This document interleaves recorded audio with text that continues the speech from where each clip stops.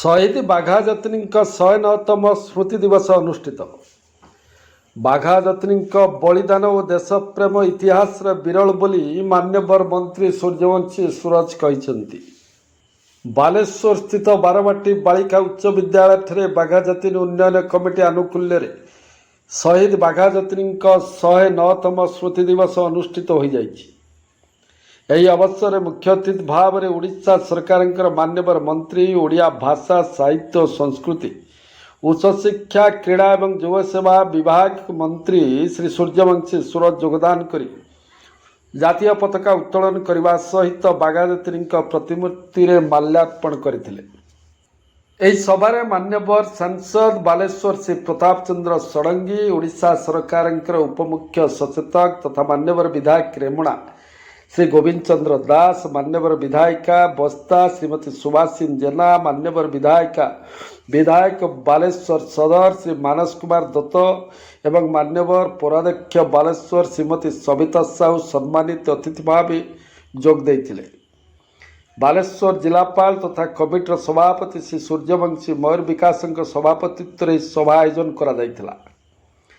ମାନ୍ୟବର ମନ୍ତ୍ରୀ ଶ୍ରୀ ସୁରଜ ବାଘା ଯତୀନଙ୍କ ସ୍ମୃତିଚାରଣ କରିବା ସହିତ ଆଗାମୀ ପିଢ଼ି କିଭଳି ବାଘା ଯତୀନଙ୍କ ବଳିଦାନକୁ ମନେ ପକାଇବେ ସେଥିପାଇଁ ସମସ୍ତଙ୍କ ମିଳିତ ଉଦ୍ୟମର ଆବଶ୍ୟକତା ରହିଛି ବୋଲି ମତବ୍ୟକ୍ତ କରିଥିଲେ। ତାଙ୍କର ବଳିଦାନ, ଦେଶପ୍ରେମ ଓ ବ୍ରିଟିଶମାନଙ୍କ ବିରୁଦ୍ଧରେ ସଂଗ୍ରାମ କରି ସେ ଦେଶ ପାଇଁ ଯେଭଳି ପ୍ରାଣ ଦେଇଥିଲେ ତା ଇତିହାସରେ ବିରଳ ବୋଲି ସେ ବର୍ଣ୍ଣନା କରିଥିଲେ। ଜିଲ୍ଲାପାଳ ଶ୍ରୀ ବିକାଶ ଉପସ୍ଥିତ ଛାତ୍ରୀମାନଙ୍କୁ ଆହ୍ୱାନ ଦେଇ ବାଘା ଯତୀନଙ୍କ ପରି ବୀରମାନଙ୍କୁ ସ୍ମରଣ କରି ଆମେ ଆମ ଯୁବପିଢ଼ି ମଧ୍ୟରେ ଦେଶ ପ୍ରେମ ଏବଂ ନାଗରିକତାର ଭାବନା ସୃଷ୍ଟି କରୁଛୁ ବୋଲି ମତ ରଖିଥିଲେ। ରାଷ୍ଟ୍ରୀୟତା, ସାହସିକତା ଏବଂ ନିଃସ୍ୱାର୍ଥପର ସେବାର ମୂଲ୍ୟବୋଧକୁ ବଜାୟ ରଖି ଏକ ଉନ୍ନତ ଭାରତ ଗଠନ ଦିଗରେ କାର୍ଯ୍ୟ କରିବା ପାଇଁ ପରମ୍ପରା ଆମକୁ ପ୍ରେରଣା ଯୋଗାଇ ଆସୁଛି ବୋଲି ଜିଲ୍ଲାପାଳ ଶ୍ରୀ ବିକାଶ ମତ ପ୍ରକାଶ କରିଛନ୍ତି।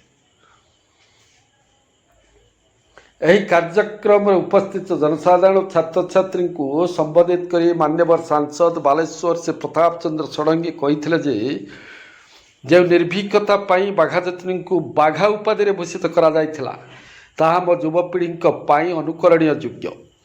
ଆଜିର ଦୁନିଆରେ ବିଶ୍ୱସ୍ତରୀୟ ଆହ୍ୱାନର ମୁକାବିଲା କରିବା ପାଇଁ ଏବଂ ଯାହା ଠିକ୍ ତାହା ପାଇଁ ଠିଆ ହେବା ପାଇଁ ଆମକୁ ଏହି ସାହସର ଆବଶ୍ୟକତା ରହିଛି।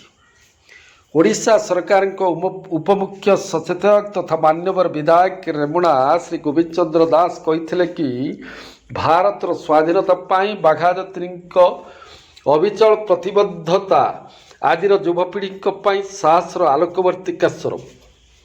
ଏହି ବିପ୍ଳବୀ ସ୍ୱାଧୀନତା ସଂଗ୍ରାମୀଙ୍କର ଜୀବନୀ ଦେଶ ପାଇଁ ସଂକଳ୍ପ ଏବଂ ନିଃସ୍ୱାର୍ଥପର ସେବା କରିବାର ଶକ୍ତିକୁ ଦର୍ଶାଏ।